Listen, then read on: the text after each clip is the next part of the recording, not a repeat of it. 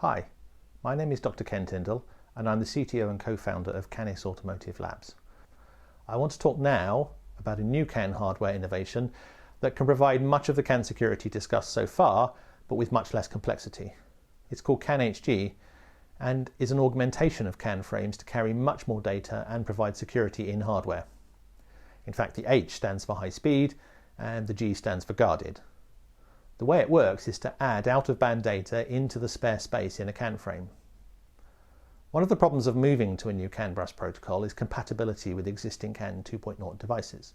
For example, if CAN FD frames are sent on a bus segment with original CAN 2.0 hardware, then the hardware sees a CAN FD frame as an error and destroys it. This then means adding bus segments for new and old CAN, leading to more wiring and gateways, which add latency with all the issues of buffering frames and frame jitter. At Canis Labs, we designed a new scheme for augmenting CAN, carrying lots more data, but also retaining backward compatibility with CAN 2.0. We add extra information into a CAN bit where it won't be noticed. In fact, this is like the Janus attack, by exploiting the CAN protocol sync rules. It works like this. After a 0 bit is sampled, the CAN protocol rules say there is no clock synchronization to edges. As long as we stay out of the window where CAN controllers could sample the line, we can put extra bits in. They will be ignored by existing CAN hardware, but CAN-HG hardware can extract them. These bits, that we call fast bits, run at 10 megabits a second, and that's on existing wiring with existing CAN transceivers. We've tested this with various wiring topologies with bus lengths exceeding 20 meters and multiple unterminated stubs. There are enough 0 bits in any CAN frame to be able to add 32 fast bits as a CAN-HG header. This header includes an 8-bit hardware source address, which tags a CAN frame with where it physically came from. That's exactly what we need to spot spoofing. A central intrusion detection system can decode the CAN-HG header, see a mismatch between where the frame's ID says the frame should come from and where the CAN-HG header says it did come from, and then know that the frame is a spoof. So, how do the CAN-HG fast bits get into a CAN frame?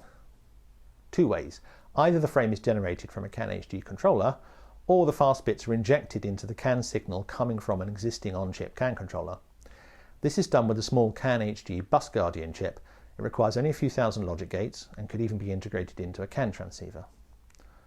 Because the central IDS knows for sure if a frame is a spoof, it can take action against it by raising a CAN error, which causes the frame to be destroyed before any CAN controller has received it. The IDS is therefore an IDPS, an intrusion detection and prevention system. It stops a spoof from getting through. In effect, CAN-HG plus an IDPS provides authentication of a frame, but without any need for encryption. And this protection can apply to devices that don't have CAN-HG installed. The absence of a CAN-HG header indicates the frame didn't come from a device augmented with CAN-HG, which might indicate a spoof. But there's more protection.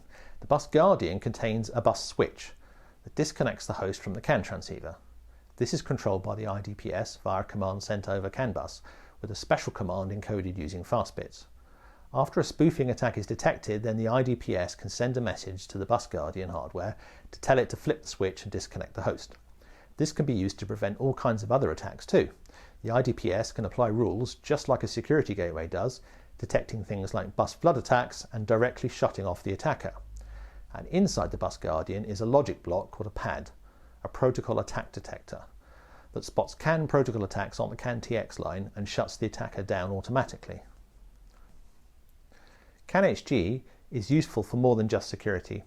Although every CAN frame, no matter the size and payload, can get a CAN-HG header, a CAN frame with lots of CAN 0 bits can carry more fast bits than just a header. A lot more. At a CAN bit rate of 500 kilobits a second, an 8-byte CAN frame takes about 260 microseconds to be sent. But with a CAN payload of all zeros, it has enough room for more than 100 bytes of CAN-HG augmented payload. At a CAN bit rate of 250 kilobits a second, a carrier frame can hold 250 bytes of payload, all on existing CAN bus wires with existing CAN transceivers, with a classic CAN 2.0 controller hardware attached. This large size of payload means all kinds of new applications are possible. There's also plenty of space to cover the overheads of adding message authentication codes and sequence numbers when using encryption. I realise this sounds a bit like magic, so I will demonstrate it working in the lab.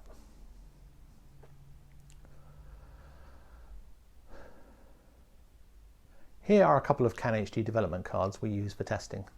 Each one contains an FPGA board and a microcontroller board that represents the host. The microcontroller runs MicroPython, which allows us to easily script up tests and demonstrations. The boards are connected together with CAN bus cable. This is a Fleury A cable that's used extensively in automotive. There's also a standard CAN bus connector for other equipment, and here I've attached it to a piece of ribbon cable with a Kvasa Leaf CAN bus tool and a Canis Labs CAN Pico development board with its external CAN controller. There's also a logic analyzer attached that will show precisely what's happening on the CAN bus. One of these CAN-HD boards will be set up as an IDPS. The intrusion detection chip is created using Canis Labs hardware IP and contains a CAN-HD engine. A buffer stores incoming CAN frames, and a frame table stores the IDs of up to 256 CAN frames and rules that are applied to each one. It has an SPI interface to a host CPU that can supervise it, and in the demo system the host is an STM32 microcontroller running a special MicroPython firmware build to provide a Python API for the IDPS.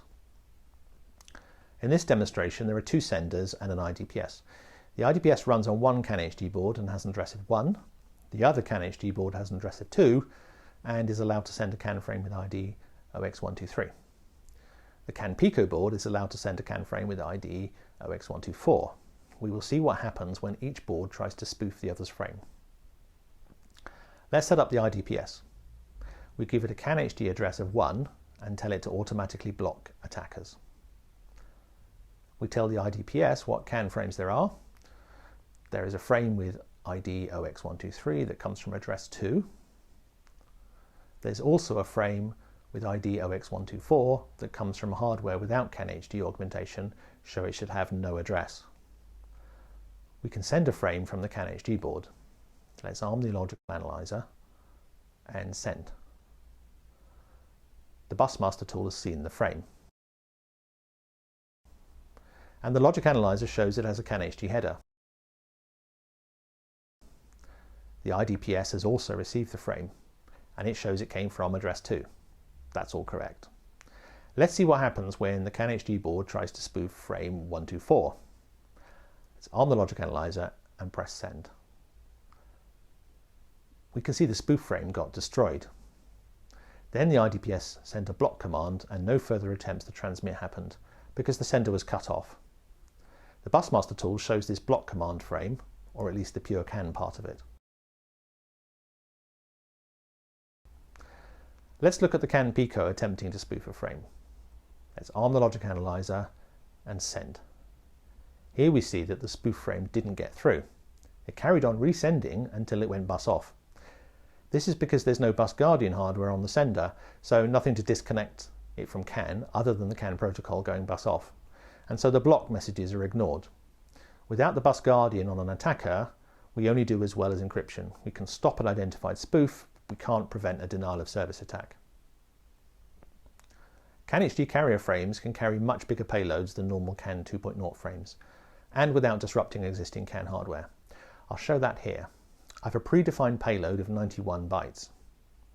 We can create a CAN frame with that, tagging it as augmented with CAN-HD. We arm the logic analyzer and send. The frame looks like this on the bus. It's seen as a regular 8-byte CAN frame by classic CAN 2.0 hardware. But at the other CAN-HD board, it's seen as a CAN-HD frame with a hardware source address, the sender's timestamp, and a big payload. And here's the payload. So we sent an 8-byte CAN frame that existing CAN hardware saw as a regular CAN frame, but CAN-HD hardware was able to see as a CAN frame augmented with a large CAN-HD payload. Thank you for watching. You can find out more about these topics from my blog site, kentindall.github.io, and you can contact me by email at ken.tindall@canislabs.com.